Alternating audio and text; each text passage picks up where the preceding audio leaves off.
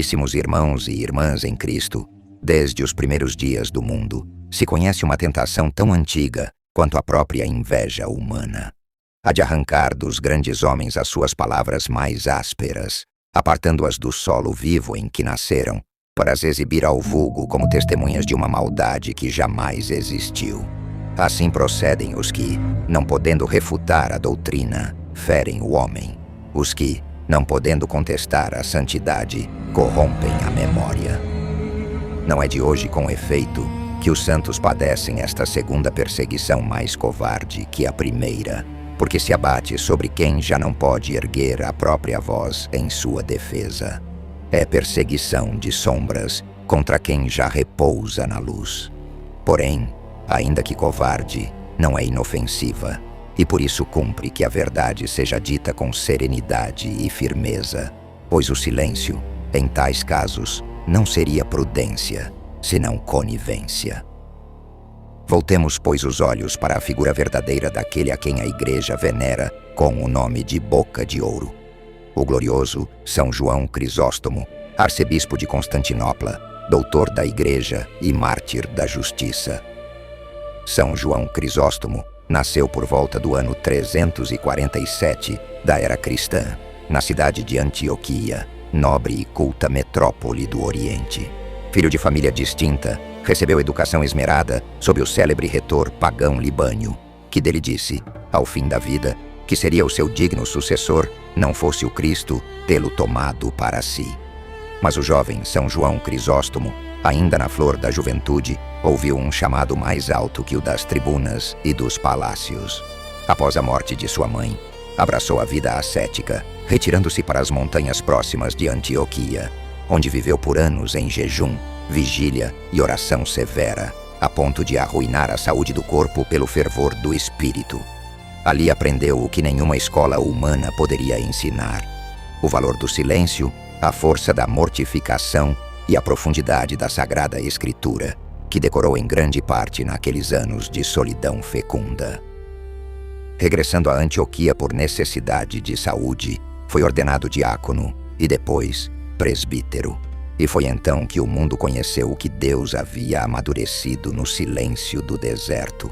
Quando São João Crisóstomo subia ao púlpito, as multidões se comprimiam para ouvi-lo. Sua palavra era clara como a luz e cortante como espada de dois gumes. Abatia o orgulho dos ricos, consolava os pobres, desmascarava a hipocrisia e inflamava os corações para o amor de Deus. Não era a eloquência vazia dos sofistas, ornada de flores retóricas sem raiz. Era a eloquência dos profetas, nascida da oração e do sofrimento, e por isso capaz de transformar almas. O povo de Antioquia, que o ouviu pregar por mais de uma década, deu-lhe o nome pelo qual a posteridade o conhece: Crisóstomo Boca de Ouro. Em 398, foi elevado, quase contra a sua vontade, à cátedra de arcebispo de Constantinopla, a segunda cidade do mundo cristão. Ali, onde outros se teriam acomodado ao esplendor da corte imperial, São João Crisóstomo foi o mesmo homem de sempre, austero consigo, exigente com o clero e implacável diante da injustiça. Reduziu as despesas suntuosas do palácio episcopal e empregou os recursos na fundação de hospitais e no socorro dos pobres. Reformou um clero que havia se deixado contaminar pelos vícios da corte. Depôs bispos simoníacos e fez algo que os poderosos jamais perdoam. Pregou abertamente contra a ostentação e a devassidão da imperatriz Eudóxia, comparando-a à impudica Herodíades, que pedira a cabeça do Batista. Por isso foi exilado não uma, mas 2 vezes. E na segunda vez, conduzido a pé sob o rigor do frio e das intempéries até as extremidades do império, entregou a alma a Deus no caminho do degredo, com as últimas palavras que sempre pronunciara: Glória a Deus por todas as coisas. Eis o homem que alguns, com ligeireza pouco edificante, ousam apresentar ao mundo como um vil agitador político. Falemos agora com a devida prudência das célebres homilias intituladas Adversos Judaios contra os Judaizantes, escritas em Antioquia entre os anos 386 e 387, e que têm sido em nossos dias arrancadas do seu contexto para servir de arma contra a memória do santo. Há quem, lendo apenas alguns excertos inflamados e desconhecendo por completo o gênero literário e o contexto pastoral em que foram produzidos, apresente essas homilias como prova de um ódio pessoal e irracional aos judeus enquanto povo. Ora, semelhante leitura revela muito mais sobre quem a faz do que sobre quem escreveu. Cumpre, antes de tudo, compreender a quem São João Crisóstomo se dirigia. A cidade de Antioquia era, naquele tempo, um lugar de profunda mistura religiosa, onde cristãos e judeus viviam em grande proximidade, partilhando não raramente festivais, sinagogas e costumes. Muitos cristãos de Antioquia, e entre eles muitas mulheres devotas, frequentavam as sinagogas durante as festas judaicas, jejuavam no Yom Kippur, observavam o sábado e se faziam circuncidar, acreditando, com sinceridade, mas com erro grave e escandaloso, que tais práticas acrescentavam santidade à sua fé cristã. Era isto, para um pastor zeloso, algo de todo inadmissível. Não uma curiosidade cultural inofensiva, mas uma confusão doutrinária de primeira grandeza, pois implicava agir como se a nova aliança selada no sangue de Cristo fosse insuficiente, como se o sacrifício do Calvário carecesse de complemento nos ritos da lei antiga, ritos que, cumprida a sua função profética na vinda do Messias, haviam perdido toda a sua eficácia santificante. Um cristão que retornava à sinagoga, após ter recebido o batismo e participado da Eucaristia, não praticava um piedoso acréscimo devocional. Renegava, ainda que sem o perceber, a suficiência da redenção operada por Cristo. A esse fenômeno, a história chama judaização, e foi precisamente contra esse fenômeno, e não contra o povo judeu enquanto tal, que São João Crisóstomo dirigiu as suas homilias. O alvo primário de sua pregação eram os cristãos que judaizavam, não os judeus que viviam segundo a sua lei ancestral.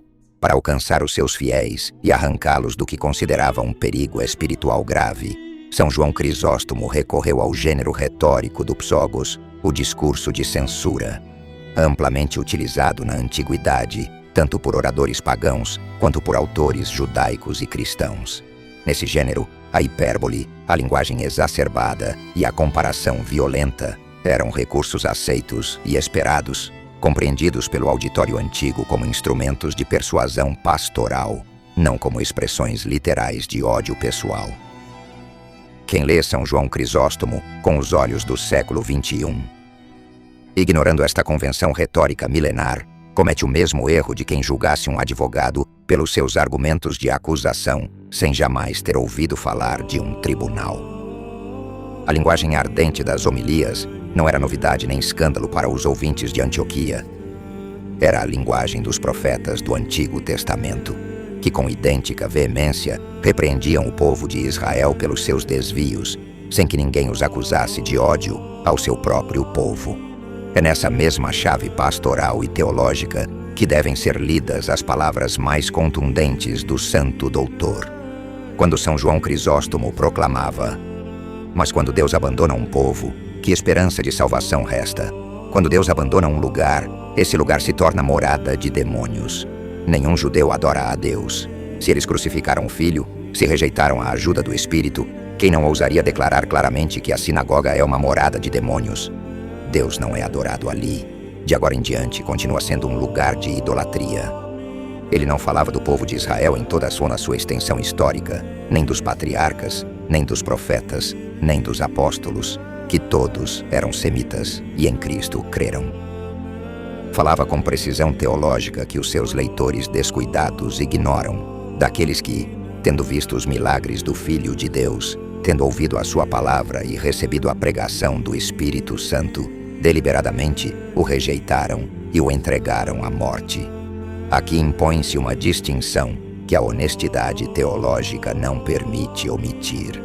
O Israel antigo verdadeiro, o povo dos patriarcas, dos profetas, dos reis ungidos pelo Senhor, foi genuinamente o povo eleito, herdeiro da linhagem de Sete, o terceiro filho de Adão e Eva, de quem as Escrituras dizem que os homens começaram a invocar o nome do Senhor. Pois desde Sete existe no seio da humanidade uma corrente de almas que não se dobra ao ídolo nem silencia diante de Deus. São os que a tradição sagrada chama de filhos de Deus, os que em cada geração preservam a adoração verdadeira, transmitem a fé recebida e proclamam sem renúncia a verdade revelada. Esta linhagem não é de sangue, mas de fidelidade. Não é de nação, mas de espírito.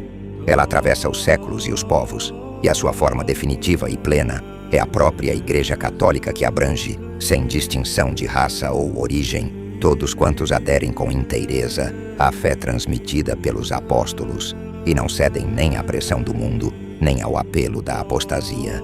A estes, sejam de que povo forem, pertence verdadeiramente a herança de Sete, a herança dos que invocam o nome do Senhor.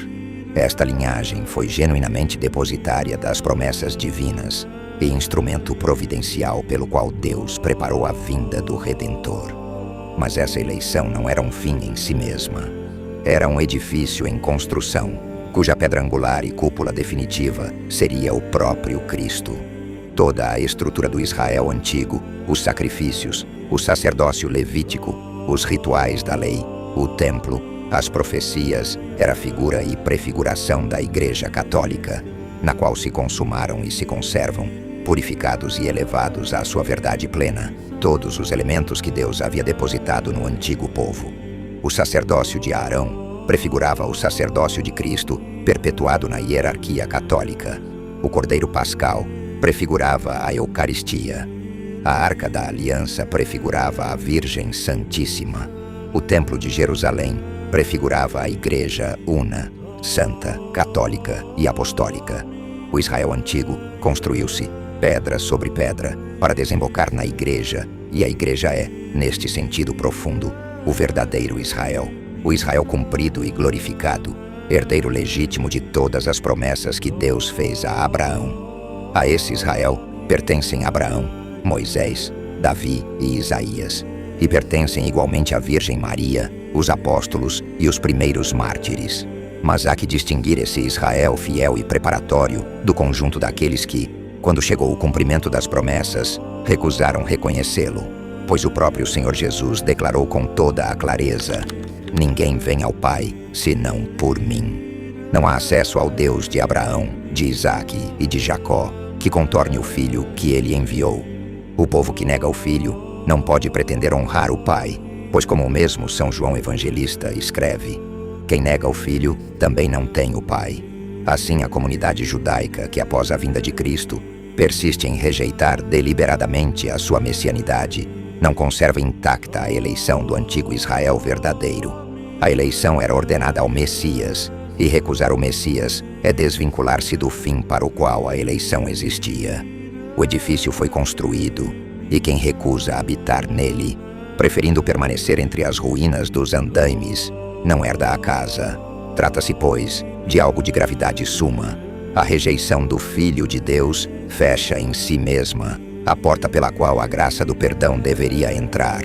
Quando um povo ou uma assembleia persiste nessa rejeição deliberada da divindade de Cristo, afasta de si a presença de Deus.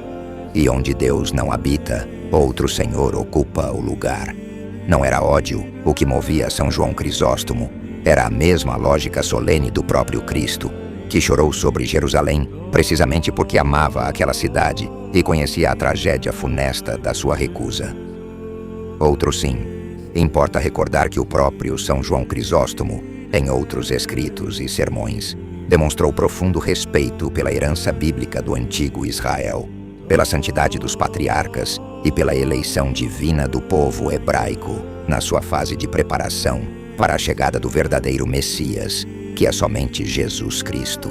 Comentando as cartas de São Paulo ele próprio, um semita que amava Israel com as entranhas, São João Crisóstomo deixou claro o que efetivamente denunciava: a incredulidade dos chefes religiosos do Sinédrio de Jerusalém e daqueles judeus que o seguiram na rejeição do Messias. Não a maldição de uma raça inteira, distinção que os seus detratores modernos parecem incapazes ou pouco dispostos a fazer.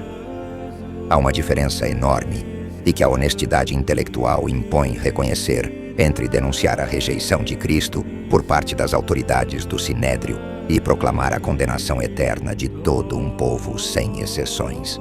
A primeira coisa, São João Crisóstomo fez. A segunda, nunca. É também digno de nota que nenhum contemporâneo de São João Crisóstomo, nem os seus adversários, que foram muitos e poderosos, o acusou de incitar violências físicas contra os judeus. As perseguições posteriores que alguns, com anacronismo deliberado, buscam atribuir à sua influência, distam séculos do seu tempo e respondem a causas históricas complexas e diversas, que seria desonesto reduzir à pregação de um humilde patriarca de Antioquia do século IV. A verdade é que São João Crisóstomo foi, antes de tudo, um homem de Deus que ardeu pelo bem das almas que lhe foram confiadas.